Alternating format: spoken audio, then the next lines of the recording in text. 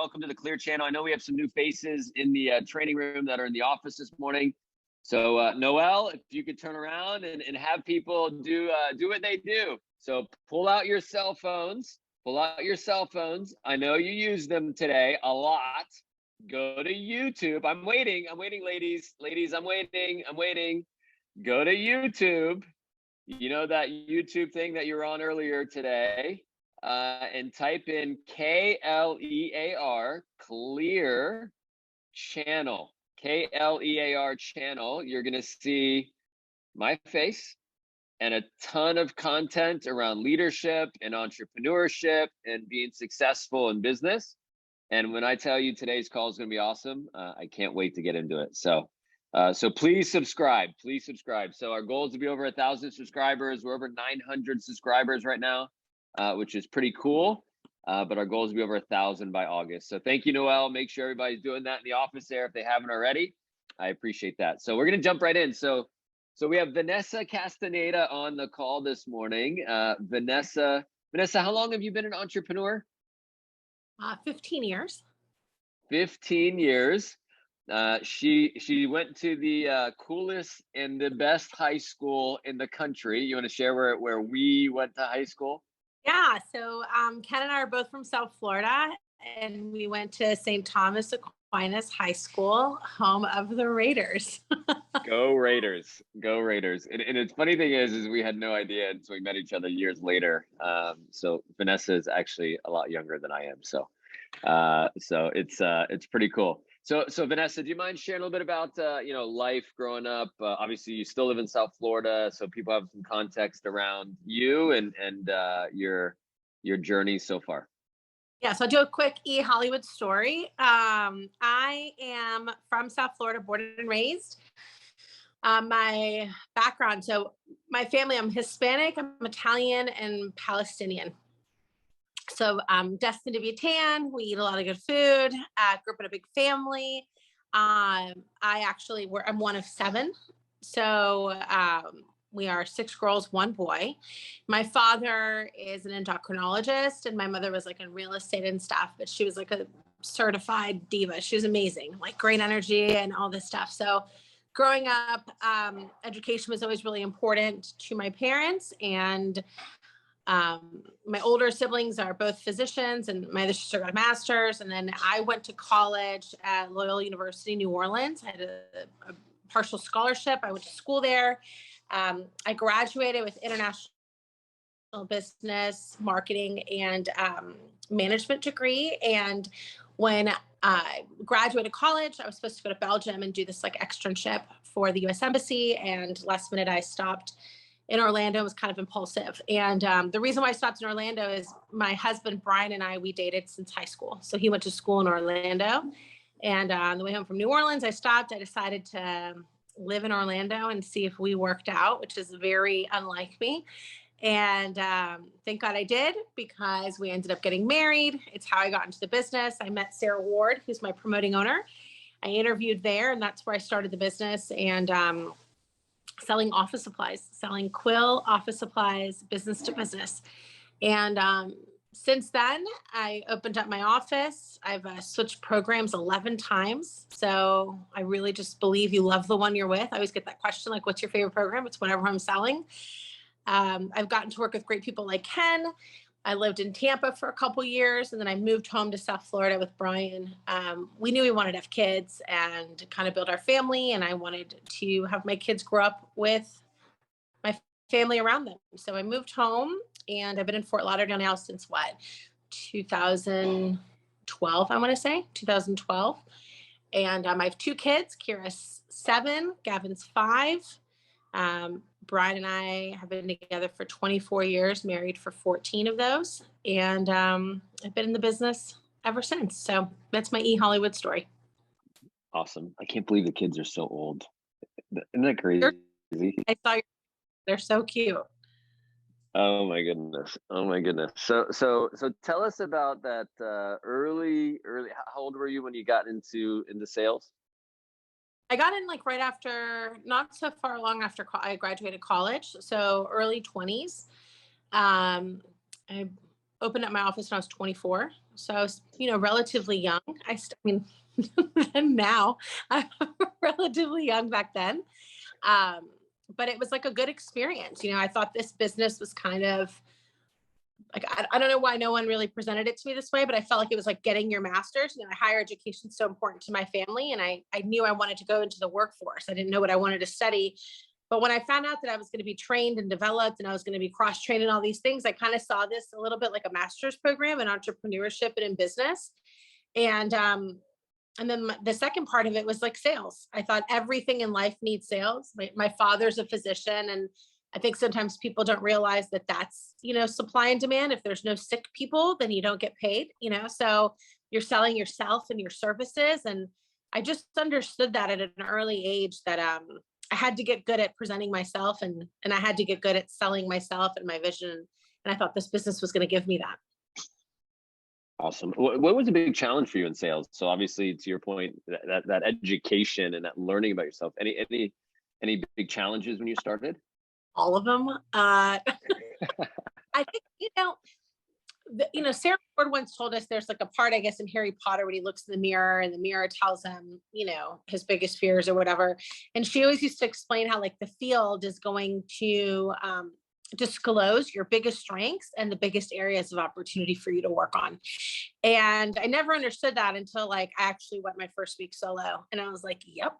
So I wasn't as organized as I used to take everything so personally. Like my heart's always been on my sleeve, but if someone said no to Quill, I was like, why? Like it like hurt my feelings. And I had to learn, no means next. I had to learn how to get up, and how to keep going. And I always thought I had good work ethic, but nothing compared to what this business developed me in, and having a good attitude and being perseverance and continuing to go when every fiber in your body has every reason to be lazy. I think those type of skill sets have helped me in sales for sure, but they've also poured over into other elements of my life that I don't think I would have gotten that education had I not gone in the field.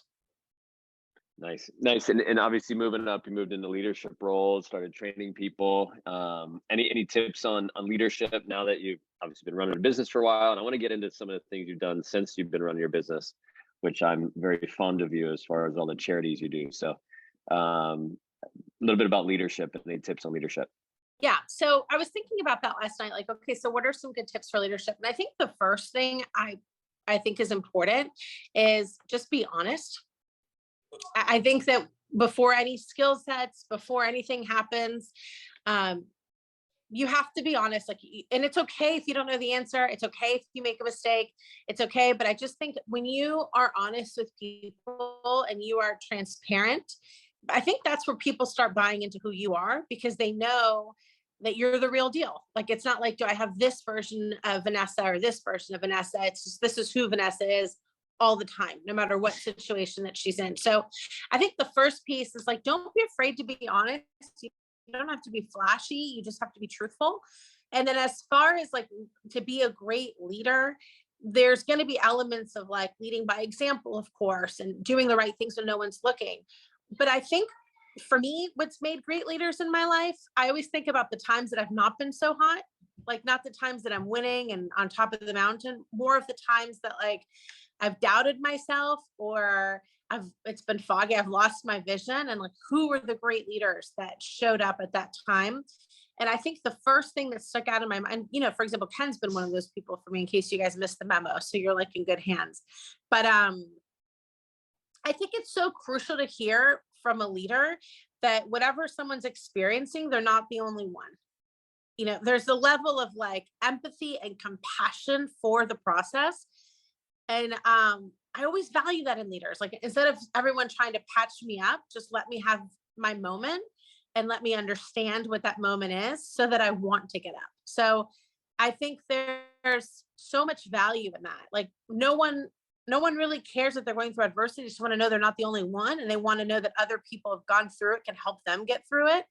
I think that's why all the challenges and all the adversity that we experience in life are so important, because that's what makes us relatable, right? It makes people connect. I think the second thing of a good leader is the people that have actually taken a genuine interest in me as a person, not what I can do for the company or what I can do for them specifically, but just them actually giving a sincere care for wanting me to do well and wanting my family to do well and all the other goals that I have to do well. So I find when I see people do that, like they have a genuine interest in their people and they really care, they always tend to be spectacular leaders because so many people put themselves first before others, their own initiatives, their own agendas. So I think learning how to why you want to lead this person and what you want to do and how you want to help them, you'll learn that there's this book called Service Leadership, which really kind of helps you define that. It's by Kevin Blanchard, but it allows you to be the leader that like lifts people up, like the pyramid is inverted versus versus the other way, right? Where we expect the people and stuff like that to pick us up. So I think that was really helpful for me as far as like leadership goes off the bat. Does that help, or did you lose me? I think we may have lost you there for just a quick second. I think you're talking a little about service leadership and how important it is to serve those, at the entry level, at the beginning stages of a career. So I couldn't agree more. You mentioned something earlier about being you and being truthful. And to me, it's the best way I've heard it described is very similar to what you said. Is it's just the authenticity of somebody and the transparency of somebody, because in any organization, any team, and obviously you've been married a long time. I same with me, and the things happen, and things that you got to communicate. You got to over communicate just to make sure that you have alignment with your partners. So super important. So awesome. So Vanessa, thank you for that. And so tell us a bit about. So you've been running your business for a while. In business, you have good years, you have not so good years. But over the course of time, and by the way, were you just in Italy or something? Did you just go away?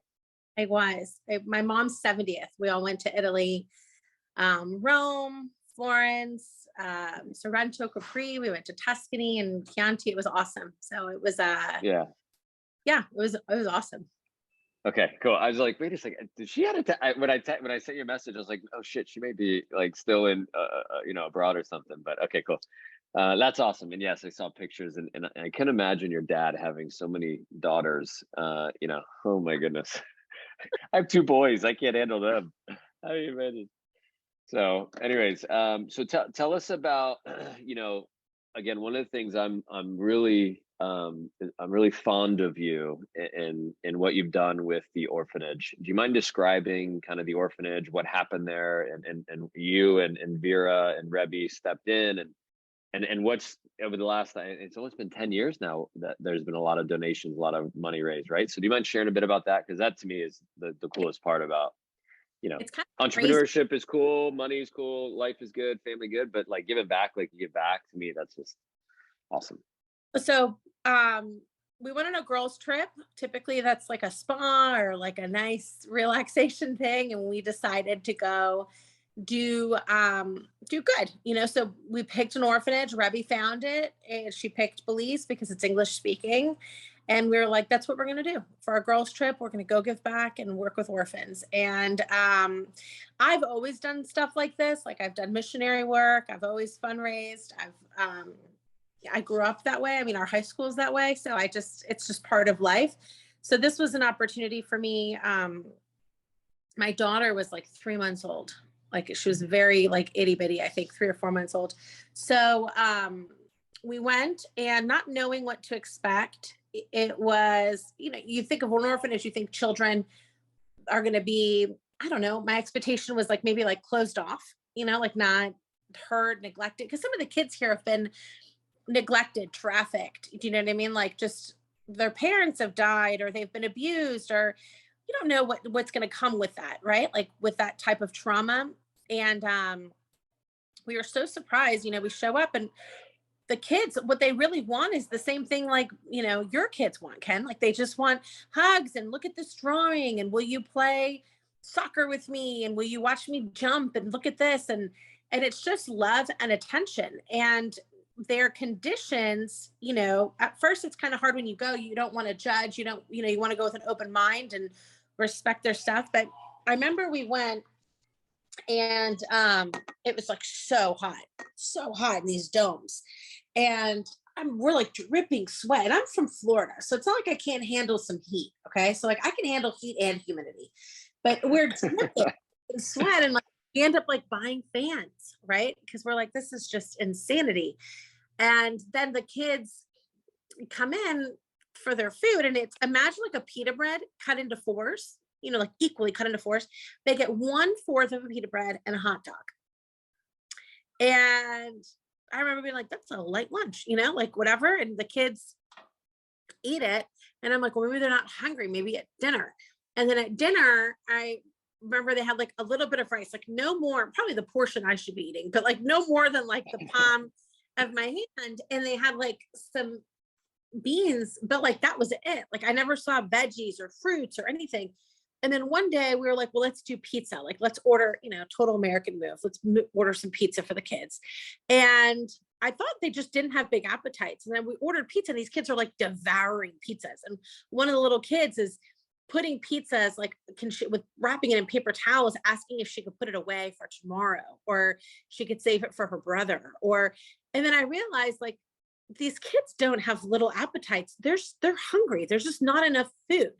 They didn't have water consistently. And it's just hard to hear that and hard to see it. So we decided that we were going to just get involved, nothing yet. And then we were leaving and this little girl, Nia, gives me a hug and says, are you going to come back? And, you know, after we walked them to school, we've been there for, I think like 10 days. Right. So like the kids know us. She was like, you know, you're going to come back. And I said, you know, I just had a baby. I got to talk to my husband, but I'm going to come back. I just don't know when yet. And she says, everybody says that, but nobody ever comes back. And I remember looking up at Vera as she hugs me and like our eyes are watery. And I was like, you know what? We can't be everybody else to these kids. Like everybody, they're so used to everybody leaving them. Right. I was like, we can't do that to these children. We have to be something consistent. So then we came back for Christmas thinking, you know, Christmas, Hanukkah, suitcases filled with stuff and like, it just insane. I don't know who we thought we were, you know, coming back. At that point, we're throwing like a holiday party for them and doing all this stuff. And then we hear that someone's graduation. So then we're back in June because how are some kids going to graduate without having family there? So we throw them a graduation dinner. Before you know it, at that point, at that June meeting, then they trust us. They really tell us what's going on at the orphanage. And the orphanage was on the brink of shutting down. That they didn't have funds. The person who used to own it can't fundraise for them anymore.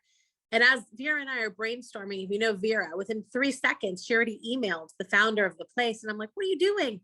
And she's like, well, we're going to just do it. And I'm like, she's like, are you in? And I was like, yeah, you know, like, I mean, she just takes so much action sometimes that I didn't have a chance to. And then I was like, damn, what's in? I don't even know what I committed to. Because I don't know how to run an orphanage, you know, so luckily the business skills you get from doing this, you know, Vera knows business very well. And, you know, the first couple of years, it was really Vera donating and us doing what we could. And then I decided to put my big girl pants on and throw my first charity event. And we threw a butterfly ball, which we're throwing another in September.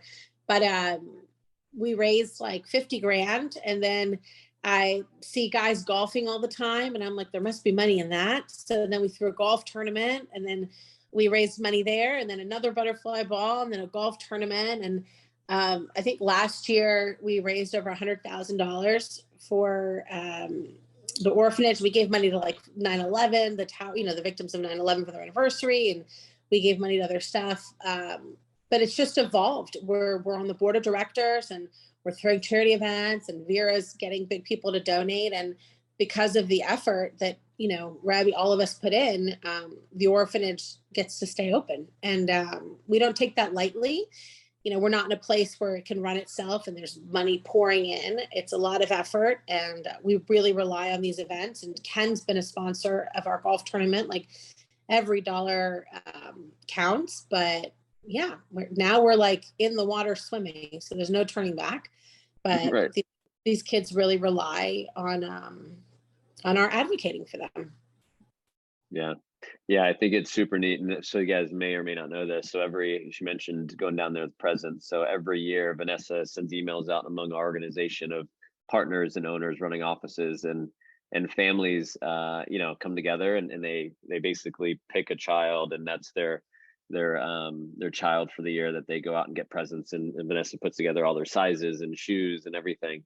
And I know for me and my family, what we do every year is my boys know that, someone we're shopping for and we describe them and we talk about them, we show them pictures. And my boys are involved when we go to Target or wherever we go to shop for their clothing and different things. Because I want them to know that people don't grow up like they grew up. We live in a nice community. We have, obviously a family and lots of positiveness around them. And I want them to know that, hey, listen, not everyone's not that way. So I think it's just incredible what you've done with that orphanage, and I think just when they added up the golf score, I think there was some funny stuff going on there because I think we had more birdies than we put down on our scorecard for the record. Got it. Um, Got it. but I will tell you, I did you hear about the Edcon Lift thing and my Ronaldo autograph? No. So long story short, he, they had the silent auction on the side and all the sports memorabilia and people are signing on. And I went over and I signed for Ronaldo. I mean, I'm a soccer guy, so Ronaldo autograph. So I signed my name on there and then I look over and Ed being Ed, and of course we can silently compete on a lot of things. I see him stop right next to the Ronaldo thing and I'm like, what? He better not have written his name down. So, and a few minutes later, John was with me in our office and I was like, John, can you go check the Ronaldo autograph, see if Ed outbid me? And he goes, yeah. So if I go over there, he'll see me. So I went over and hung out with Ed for 5 minutes, gave him a few more drinks. John went over and I said, John, if you write my name underneath his, I'm cool with it. Just raise it by $20 or whatever. So he did. Ed had written his name under mine. And so afterwards, he's like, hey, I think I got the Ronaldo thing. And I'm like, I don't think you did. It was cool So, though. It was a cool win. Dude, there was a lot of great stuff there that was, Tom Brady autographed Super Bowl tickets. I mean, there was like a ton of like really cool stuff. But listen, I'll tell you, I remember going to the orphanage with our SID group, obviously a group that we meet once a quarter, and we help paint the the kind of the main community center. Yeah, it was hot. It was very hot. But to your point, to see people and to see little humans that are in the toughest scenario with life and I mean their family is the other kids, right? They don't have parents.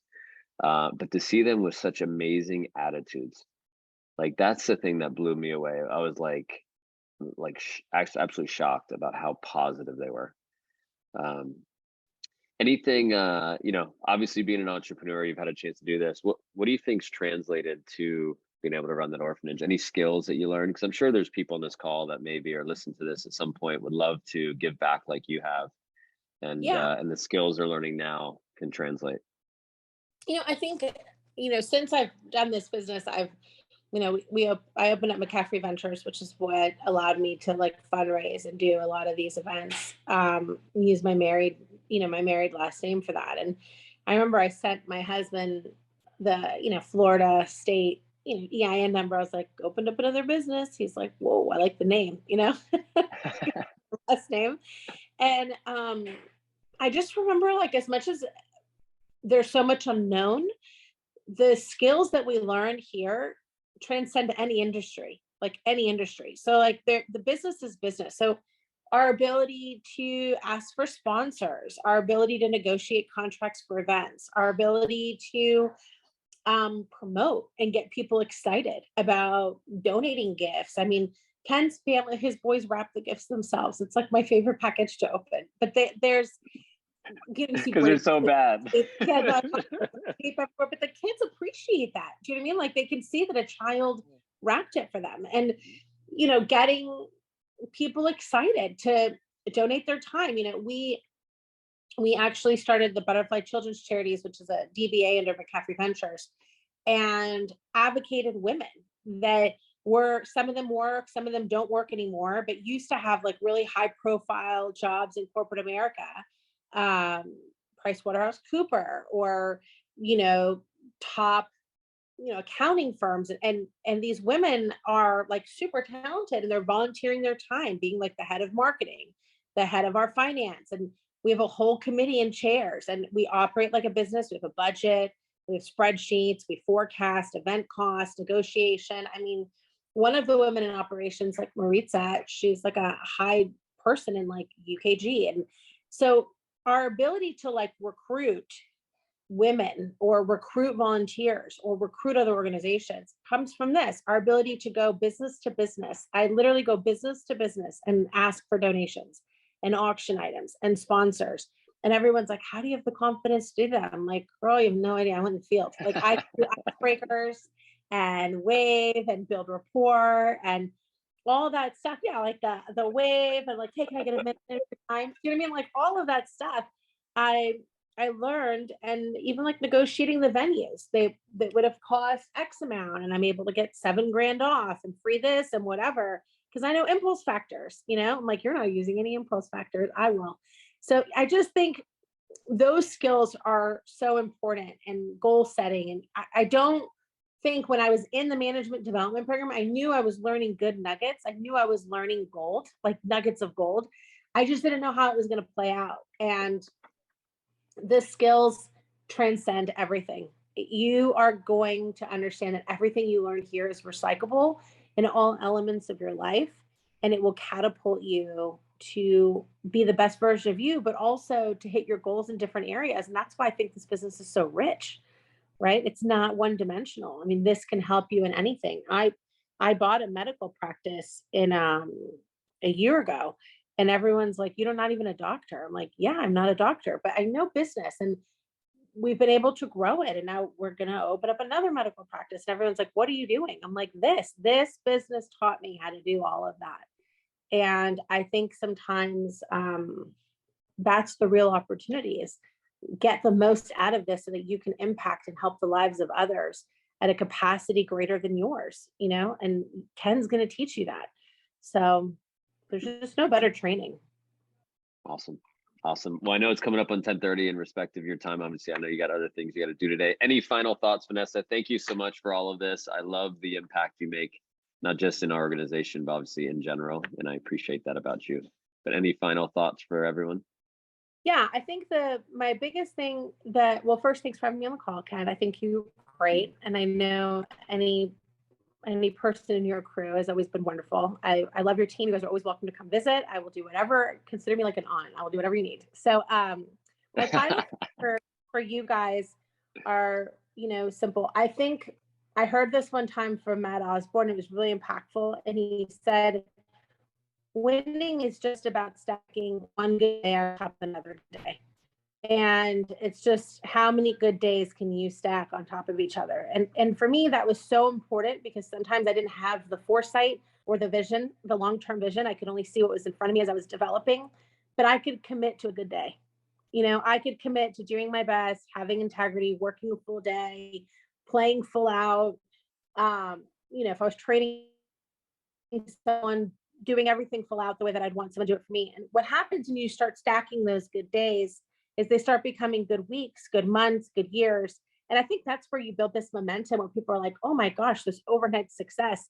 You've never been an overnight success. You've been stacking good days after good days after good days. So I just encourage you guys just to commit to the next step and play full out. And before you know it, you're going to look back and say, damn, I've come a long way. So congrats on your journey, and thanks for having me. Nice. Thank you. And could you say that quote again? Because you cut out a little bit, but I know you explained it. So stacking good days, stack good days, one on top of the other. So it's just, the winning is about stacking good days, one on top of the other. So once you stack one Perfect. Good day on the next, it turns into weeks, it turns into months, it turns into years. And I think sometimes people forget that that's how you win. It's the daily wins that lead to the yearly wins. So just commit to doing your best. It's not what you do in a day, it's what you do daily that really matters. So Vanessa, you're amazing. Thank you so much. Have an amazing weekend. Everybody, if you could take your computers, cell phones, whatever off you if you're not driving, say thank you. Bye, guys. Thank you, Vanessa. Today. Thank you.